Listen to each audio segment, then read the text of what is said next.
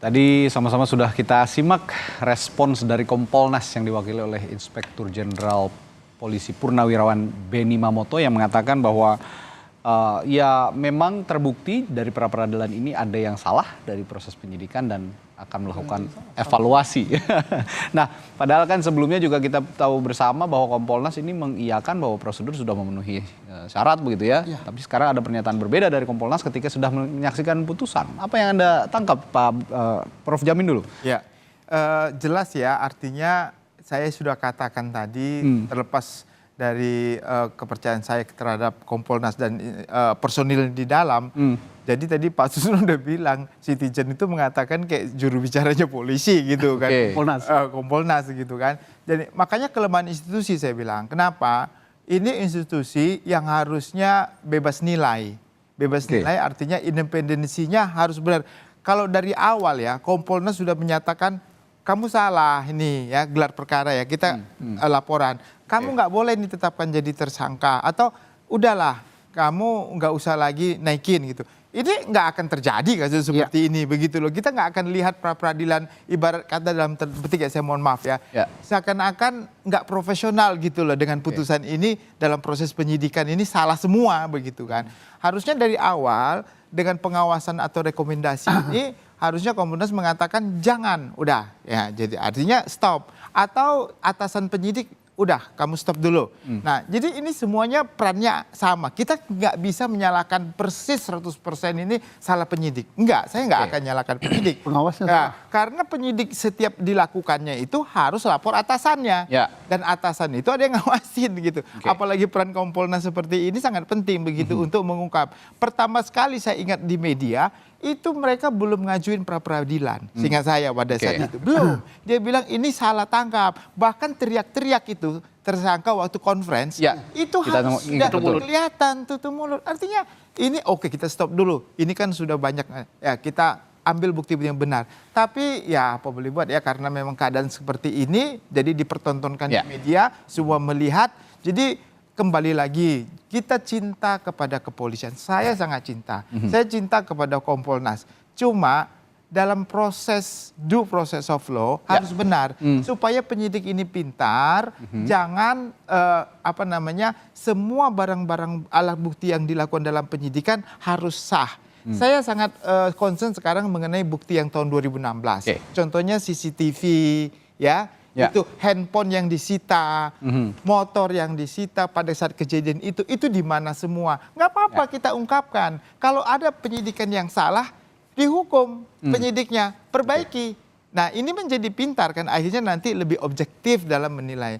Itulah proses yang sebenarnya harus. Jangan semua alat bukti yang kalau kira-kira melemahkan dalam proses penyidikan, kita hilangkan contohnya begitu ya. Jadi ibarat contoh lah seperti ini. Kita hilang. Jangan. Semuanya dihadirkan. Biarlah nanti hukum yang menentukan siapa yang benar, siapa yang salah. Kan polisian nggak punya kepentingan di sini. Kepolisian sebagai penyidik dia hanya menyediakan keadilan. Jangan ada kepentingan. Contohnya ada pesanan dari pelapor, pesanan dari terlapor. Jangan sampai ada seperti itu. Kalau sudah seperti itu nanti nggak objektif. Kasihan penyidiknya, atasannya juga penyidiknya kasihan. Jadi, ada juga pernyataan menarik tadi dari Pak Benny Mamoto sebagai Komisioner Komisi Kepolisian Nasional yang mengatakan bahwa ini kasus warisan dari kasus sebelumnya. Apakah diksi kasus warisan ini ada dalam putusan dan dalam beracara di tindak pidana sebelumnya ada nggak istilah sebenarnya kasus warisan itu sih sebenarnya Pak Susno? Oh ini tidak ada, ini bukan kasus warisan. Kasusnya Peggy sebagai tersangka berbeda dengan penyidikan yang dulu. Yang 2016. Yang yang diperadilankan ini adalah kasusnya Peggy. Peggy sebagai tersangka ini benar nggak? Salah orangnya apa enggak? Penetapan sebagai tersangka ini sudah mencukupi barang alat bukti apa tidak? Kemudian secara prosedur sudah benar apa tidak? Peggy yang dipersoalkan. Soal ini kasus 2016 lain lagi. 2016 yang sudah ketangkap sudah berakhir di 2017, penjara. Tinggal ada upaya hukum nanti PK. Nah PK-nya kalau nggak salah sudah persiapan dimasukkan. Jadi jangan dilimpahkan ini kepada 2016. Berbeda. Ini berbeda. Tapi kalau misalnya alasannya kasus warisan ya nggak ada. Mengungkap pelaku sebenarnya ini berarti berkas-berkas yang lama juga harus dicermati begitu oleh penyidik-penyidik yang saat ini. Iya. Itu yang dimaksud mungkin warisan itu. Saya kembali berbicara berapa kali saya di podcast saya, di media televisi, saya katakan kalau mau benar menyidik si Peggy ini kembali ke titik nol. Oke. Titik nolnya adalah 2016. Nama Peggy keluar ini dari siapa? Ternyata nama Peggy keluar ini dari mulutnya Rohiana. Ibtu Rudiana. Rudiana, ya. Sebagai saksi dan dia juga yang melakukan penangkapan dan lakukan interogasi. Oke. Rudiana dari siapa? Dari Aib. Aib benar nggak keterangannya?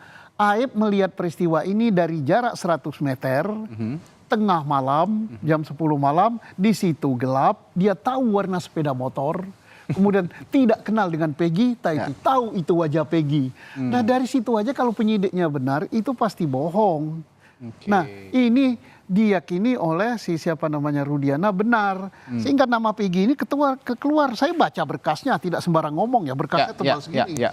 Rudiana ngomong 1, 2, 3 sampai 11 orang. Oke. Nah kemudian dari mana? Dari situ. Inilah yang menjadi putusan pengadilan. Lah kalau diteliti dari sini, penyidik yang benar artinya keterangan Rudiana ini udah nggak beres karena berasal dari Peggy. Lah kok digunakan dasar sebagai penyidik 2024 untuk menangkap Peggy yang sekarang. Oke.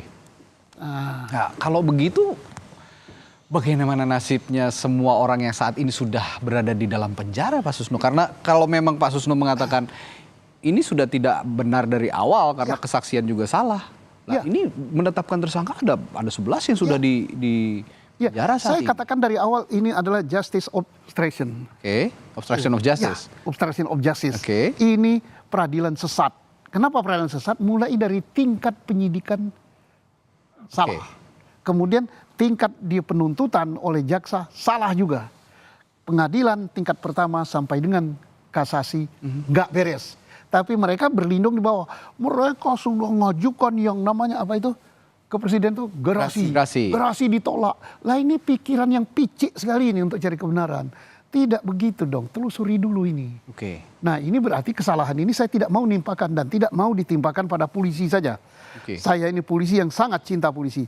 Kesalahan selain polisi salah dalam penyidikan ada pada jaksa. Oke. Harus diproses ini jaksa yang menerima berkas ini.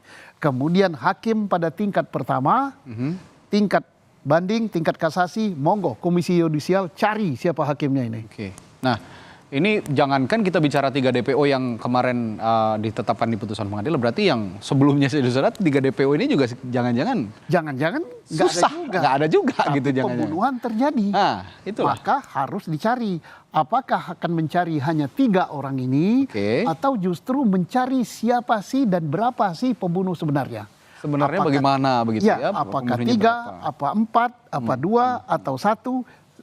Berapa orang dan siapa orang itu yang harus dicari. Oke, ini yang juga menyulitkan adalah saat ini lemahnya scientific evidence tadi.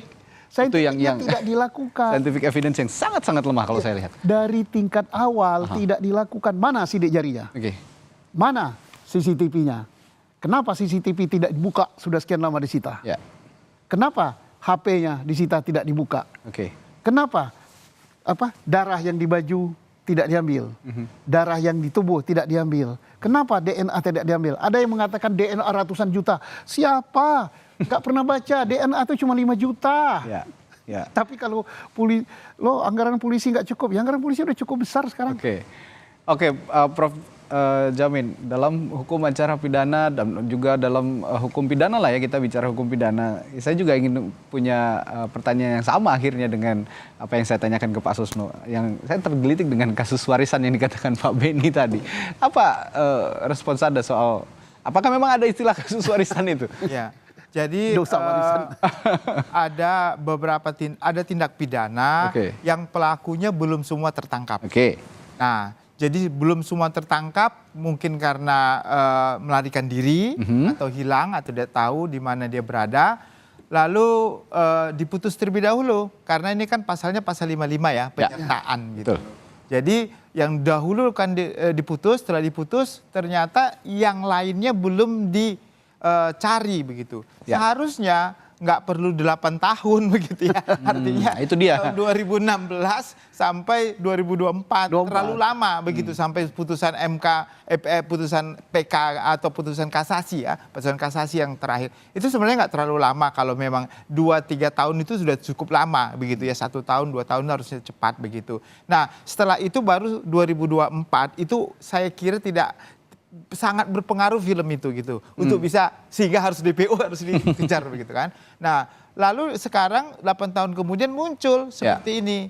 Nah ini bukan warisan, artinya ini dia harus mengungkapkan DPO-nya begitu yang dianggap bersama-sama melakukan perbuatannya. Sayangnya bukti awalnya tadi itu yang 2016 sudah banyak yang hilang, sudah tidak ditemukan. Bagaimana penyidik yang baru? Tapi kita tidak bisa menyalahkan penyidik 2019, nggak bisa. Justru penyidik yang 2024 ini kalau merasa belum cukup bukti untuk menjadikan tersangka, dia nggak usah dilanjutkan atau ditetapkan sebagai tersangka. Jangan memaksakan. Dia harus lebih menahan diri.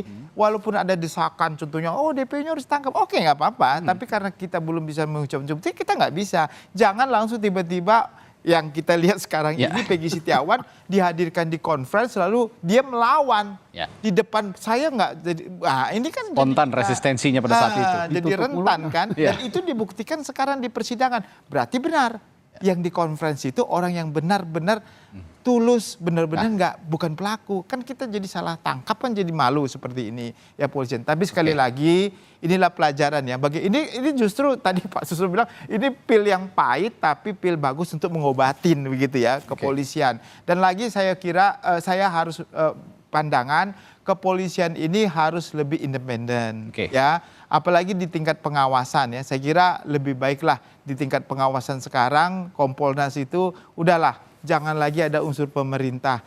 Biarlah Kompolnas itu benar-benar mau dia dari kepolisian yang sudah pensiun, mau dia tokoh masyarakat, akademisi, tapi jangan lagi ada ex officio yang sedang menjabat di situ supaya lebih independen menurut saya begitu.